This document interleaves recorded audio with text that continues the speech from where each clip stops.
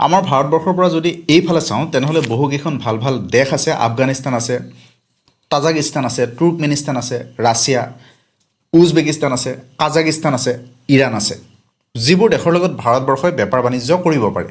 কিন্তু ইয়াত সমস্যা এটা আছে, মাজতে এইখন হ'ল পাকিস্তান। এই পাকিস্তানখনৰ মাটিৰে বাণিজ্য কৰিব নোৱাৰি। গতিকে ইয়াৰ সমাধানৰ বাট এটা উলিওৱা হ'ল। এইখিনিত বনোৱা হ'ব চাবাহাৰ পৰ্ট। মুম্বাইৰ পৰা বস্তু ভৰ্তি জাহাজ গৈ এই বন্দৰত ৰ'ব, তাৰ পৰা এই দেশবোৰলৈ সেই বস্তুবোৰ নিব পাৰিব বা বেহা বেপাৰ কৰিব পাৰিব। এই বন্দৰটো হ'ল ইৰাণৰ মাটিত, অৰ্থাৎ ইৰাণৰ এটা বন্দৰ। ভাৰত চৰকাৰে ইয়াৰ বাবে ইনভেষ্ট কৰাৰ পৰিকল্পনা কৰিলে প্ৰায় 50 বিলিয়ন। 10 বছৰৰ বাবে সেই বন্দৰটো লিজত লোৱা হ'ল। এটা ৰাস্তাও বনোৱা হ'ল এই পিনেৰে, অৰ্থাৎ আফগানিস্তান হৈ ৰাছিয়াৰ মস্কো পৰ্যন্ত যাব পৰা হ'ল এই ৰাস্তাৰে, অৰ্থাৎ বাণিজ্য কৰিব পৰা হ'ল। এয়া হ'ল কেইবছৰমান আগৰ কথা। কিন্তু ইৰাণৰ লগত ভাৰতৰ ব্যৱসায়িক সম্পৰ্ক সিন্ধু সভ্যতাৰ দিনৰে। আমাৰ ফালে আছিল সিন্ধু সভ্যতা, অৰ্থাৎ ইণ্ডাছ ভেলী চিভিলাইজেশ্যন, আৰু ইৰাণৰ ফালে আছিল মেছোপটেমিয়ান চিভিলাইজেশ্যন। তেতিয়া দুয়ো অঞ্চলৰ মাজত খুব বেহা বেপাৰ চলিছিল। সেয়া হ'ল খ্ৰীষ্টপূৰ্বৰ কেইবা হাজাৰো আগৰ কথা। তাৰপিছতো, অৰ্থাৎ দেলহী চুলতানসকলৰ সময়তো বা মোগল সম্ৰাটসকলৰ সময়তো ইৰাণ, অৰ্থাৎ তেতিয়াৰ পাৰস্যৰ লগত আমাৰ ভাৰতবৰ্ষৰ বেহা বেপাৰ চলিছিল। ইফালে ব্ৰিটিছৰ সময়ত যিখন ভাৰত আছিল, সেই ভাৰতৰ সীমা ইৰাণৰ সীমাত লাগি আছিল। মানে পাকিস্তানখন গঠন হোৱাৰ আগৰ কথা কৈছোঁ। ভাৰতবৰ্ষই স্বাধীনতা লাভ কৰিলে, তাৰপিছত ইৰাণখন আৰু ওচৰ চুবুৰীয়া দেশ হৈ নাথাকিল। কিন্তু 1950 চনত ভাৰত আৰু ইৰাণৰ মাজত বন্ধুত্বৰ এখন চুক্তিৰ চহী কৰা হ'ল। কিন্তু তাৰ 3 বছৰ পিছত, অৰ্থাৎ 1953 চনত ইৰাণত এটা পৰিৱৰ্তন হ'ল, ডাঙৰ পৰিৱৰ্তন। ইৰাণৰ নিৰ্বাচিত চৰকাৰখন ভাঙি দিয়া হ'ল। আমেৰিকাই হস্তক্ষেপ কৰিলে, নতুন এজন শাসকক দায়িত্ব দিয়া হ'ল। তেওঁৰ নাম আছিল ৰেজা পেহলভি, অৰ্থাৎ তেওঁ আছিল আমেৰিকাৰ এজন পুতলা ৰজা, অৰ্থাৎ আমেৰিকাৰ সমৰ্থক। গতিকে তাৰপিছত ভাৰতৰ লগত কৰা সেই বন্ধুত্বপূৰ্ণ সম্পৰ্ক, অৰ্থাৎ বন্ধুত্বপূৰ্ণ চুক্তিখন মনা নহ'ল। গতিকে সেই সময়তে ভাৰত আৰু ইৰাণৰ মাজৰ বন্ধুত্বৰ সেই বান্ধোন নোহোৱা হ'ল। সেই বন্ধুত্বপূৰ্ণ সম্পৰ্ক নোহোৱা হোৱাৰ আন এটা কাৰণো আছিল। তেতিয়া USSR, অৰ্থাৎ বৰ্তমানৰ ৰাছিয়া আৰু আমেৰিকাৰ মাজত এখন শীতল যুদ্ধ আৰম্ভ হৈছিল। কিছুমান দেশ USSR ফালে আছিল আৰু কিছুমান দেশ আমেৰিকাৰ ফালে আছিল। আমাৰ ভাৰতবৰ্ষৰ সম্পৰ্ক ভাল আছিল USSR লগত। ইফালে ইৰাণৰ আকৌ সম্পৰ্ক ভাল আছিল আমেৰিকাৰ লগত, কাৰণ তেতিয়া ইৰাণত আমেৰিকাৰ এজন পুতলা চৰকাৰ আছিল, পুতলা ৰজা আছিল। ফলস্বৰূপে ইৰাণৰ লগত আমাৰ ভাৰতবৰ্ষৰ সম্পৰ্ক উন্নত সেই সময়ত নহ'ল। তাৰ এবছৰ পিছৰ কথা, পাকিস্তান, ইৰাণ এনেকৈ বহুকেইখন দেশ মিলি এখন চুক্তি স্বাক্ষৰ কৰিলে, যাতে কমিউনিষ্ট USSRক ৰোধ কৰিব পাৰে। সেই চুক্তিৰ সময়তো ভাৰতবৰ্ষ নাছিল। তাৰপিছত আহিল 1965 আৰু 1971 চনৰ ভাৰত পাকিস্তানৰ যুদ্ধৰ সময়। সেই সময়ত ইৰাণে কি কৰিলে, পাকিস্তানক তেওঁলোকে মিলিটেৰী দিলে। গতিকে তাৰপিছত ভাৰতৰ লগত ইৰাণৰ সম্পৰ্ক আৰু বেয়া হ'ল। কিন্তু তাৰপিছতে ডাঙৰ চেঞ্জ এটা আহিল, ডাঙৰ পৰিৱৰ্তন এটা আহিল। ইৰাণত আৰম্ভ হ'ল ইছলামিক ৰিভলিউশ্যন। আমেৰিকাৰ সেই পশ্চিমীয়া সংস্কৃতিৰ প্ৰভাৱ ইৰাণত পৰাৰ বাবে ক্ষোভতে জনসাধাৰণ বাটপথলৈ ওলাই আহিল। আমেৰিকাৰ সেই লুণ্ঠনৰ বিৰুদ্ধে তীব্ৰ প্ৰতিবাদ হ'ল, বিক্ষোভ হ'ল, বিৰোধ হ'ল। তাৰপিছতে ক্ষমতা আহিল ছুপ্ৰিম লিডাৰৰ ওচৰলৈ।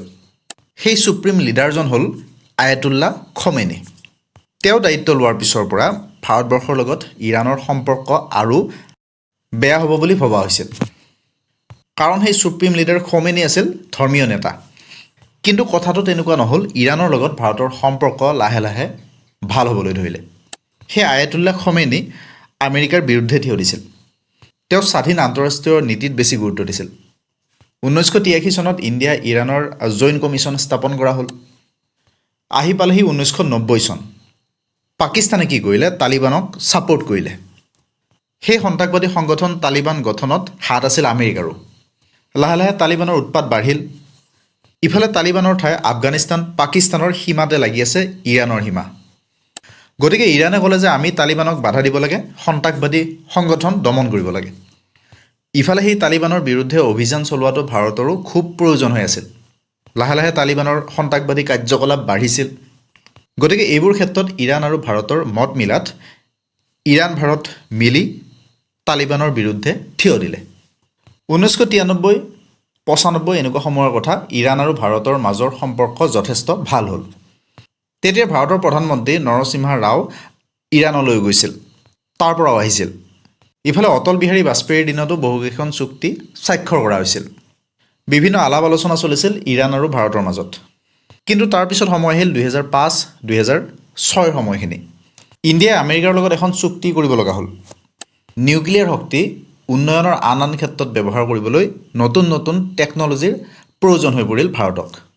ফলত সেই চুক্তি কৰিবলৈ বাধ্য হ'ল। কিন্তু আমেৰিকা চতুৰ, ক'লে যে যদি সেই টেকন'লজি লাগে তেন্তে তোমালোকে ইৰাণৰ লগত তোমালোকৰ সম্পৰ্ক কমাব লাগিব, লগতে ইৰাণৰ পৰা তেল অনাটো কমাব লাগিব। আমেৰিকাই ইতিমধ্যে ইৰাণৰ ওপৰত নিষেধাজ্ঞা লগাই থৈ দিছে, বিভিন্ন চেংচন লগাই থৈ দিছে।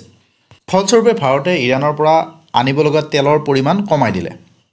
কাৰণ দেশ প্ৰথম, দেশৰ উন্নতি প্ৰথম। আমেৰিকা ছুপাৰ পাৱাৰ হ'বলৈ বিচাৰিছিল, ছুপাৰ পাৱাৰ হোৱাৰ ভূত এটা সোমাইছিল। তেওঁলোকে নিজৰ মতে দেশবোৰ চলাব পাৰিছোঁ নে নাই তাৰ ওপৰত কম্পিটিশ্যন কৰিছিল, তাৰ ওপৰত মন দিছিল। গতিকে এই চিভিল নিউক্লিয়াৰ এগ্ৰিমেণ্ট কৰি ভাৰতৰ পৰা ইৰাণক আঁতৰাই আনিছিল আমেৰিকাই। কাৰণ ভাৰতৰো সেই টেকন'লজিৰ প্ৰয়োজন হৈছিল, কাৰণ পৃথিৱী তীব্ৰ গতিত আগবাঢ়িছিল। কাৰণ ভাৰতে তেলটো ইৰাণৰ বাদেও আন দেশৰ পৰাও আনিব পাৰিব। ছৌদি আৰবৰ পৰা আনিব পাৰে, ৰাছিয়াৰ পৰা আনিব পাৰে। এটা সময় আছিল ভাৰতে ইৰাণৰ পৰা 4,25,000 বেৰেল তেল আনিছিল প্ৰতিদিনে। 2007 চনৰ সেই সময়খিনিত ইৰাণৰ লগত ভাৰতৰ ব্যৱসায় $13 বিলিয়ন পৰ্যন্ত হৈছিলগৈ। 2008 চনত ভাৰতে যিমান তেল ইম্পৰ্ট কৰিছিল তাৰ 16% আনিছিল ইৰাণৰ পৰাই। কিন্তু 2019 চনৰ আমেৰিকাৰ চেংচনৰ পিছত সেই ইম্পৰ্টৰ পৰিমাণ কমিল, অৰ্থাৎ সেই ইম্পৰ্টৰ পৰিমাণ প্ৰায় নোহোৱাৰ দৰে হ'ল। এটা ইউনিয়ন আছিল, এছিয়ান ক্লিয়াৰিং ইউনিয়ন। মধ্য এছিয়াৰ দেশবোৰে আলোচনা কৰিছিল যে আমি বেপাৰ বাণিজ্য যি কৰোঁ আমাৰ মাজত সেয়া ডলাৰত নকৰি নিজৰ নিজৰ চেণ্ট্ৰেল বেংকৰ জৰিয়তে কৰিব পাৰোঁ বা সোণৰ জৰিয়তে কৰিব পাৰোঁ। এই কথাত আমেৰিকাই বেয়া পালে, কাৰণ আমেৰিকাই বিচাৰে গোটেই পৃথিৱীত তেওঁলোকৰ ডলাৰে দপদপাই থাকক। তেতিয়া আমেৰিকাই কি কৰিলে, সেই ইউনিয়নটোৱে সন্ত্ৰাসবাদীক ধন দিয়ে বুলি কৈ চেংচন লগাই দিলে, অৰ্থাৎ বেন কৰিলে। ভাৰতে সেই সংস্থাটো এৰিব লগা হ'ল।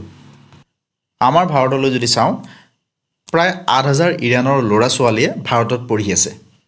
ভাৰতৰ প্ৰায় 60টাতকৈও বেছি স্কলাৰশ্বিপ ইৰাণৰ ষ্টুডেণ্টক দিয়ে। ইফালে আগতেও বহুকেইজন পাৰ্চিয়ান লোকে ভাৰতত বৃহৎ অৱদান দি থৈ গৈছে। তাৰ ভিতৰত আছে দাদাভাই নৰোজী, JRD টাটা, হোমী ভাবা। ভাৰতত যেনেকৈ বহুতো ইৰাণৰ লোকে বাস কৰে, ইৰাণতো বহু ভাৰতীয় লোকে বাস কৰি আছে। ভাৰতৰ পৰা যোৱা দুটা বস্তু ইৰাণৰ খুব প্ৰয়োজন, সেয়া হ'ল ঘেঁহু আৰু মেডিচিন। ঘেঁহু আৰু মেডিচিনৰ বাবে ইৰাণে ভাৰতৰ ওপৰত নিৰ্ভৰ কৰে। ইফালে ইৰাণৰ পৰা ভাৰতে ডিছকাউণ্টত তেল আনিব পাৰিছিল, ইৰাণৰ পে'মেণ্ট ছিষ্টেমটো সুবিধাজনক আছিল ভাৰতৰ বাবে। কিন্তু আমেৰিকাই ক'লে যে ইৰাণৰ পৰা তেল নিনিবা। কিন্তু ভাৰতে ক'লে যে আমি আমেৰিকাৰ কথা নামানো। কিন্তু তাতো এটা সমস্যা আছে। আন এখন দেশৰ পৰা জাহাজেৰে, সেই সাগৰেৰে যিবোৰ জাহাজেৰে তেল আনে, সেইবোৰ জাহাজৰ ইঞ্চুৰেঞ্চ কৰা থাকে, কাৰণ সাগৰ পথ যথেষ্ট জটিল। সেইবোৰ ইঞ্চুৰেঞ্চ সৰু সৰু ইঞ্চুৰেঞ্চ কোম্পানীয়ে কৰিব নোৱাৰে, কাৰণ সেইবোৰ হাজাৰ কোটিৰ ইঞ্চুৰেঞ্চ। গতিকে সেই ইঞ্চুৰেঞ্চ দিয়ে আমেৰিকা বা ইউৰোপৰ কেইটামান ইঞ্চুৰেঞ্চ কোম্পানীয়ে। আৰু ইঞ্চুৰেঞ্চ নোহোৱাকৈ কোনো দেশৰ পৰা তেলৰ জাহাজ ওলাই নাহে। ইফালে সেই ইঞ্চুৰেঞ্চ কোম্পানীবোৰ কণ্ট্ৰল কৰে আমেৰিকাই।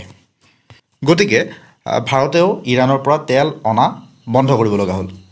তাৰ পিছৰ পৰ্যায়ত আমেৰিকা আৰু ইৰাণৰ মাজত যুদ্ধ আৰম্ভ হ'ল। ছুপ্ৰিম লিডাৰক হত্যা কৰা হ'ল। অৰ্থাৎ আদি অন্ত নোহোৱা এখন যুদ্ধ চলি থাকিল। আৰু সেই ইৰাণৰ লগত ভাৰতৰ সম্পৰ্ক এটা জটিল সন্ধিক্ষণত, জটিল সময়ৰ মাজত সোমাই থাকিল।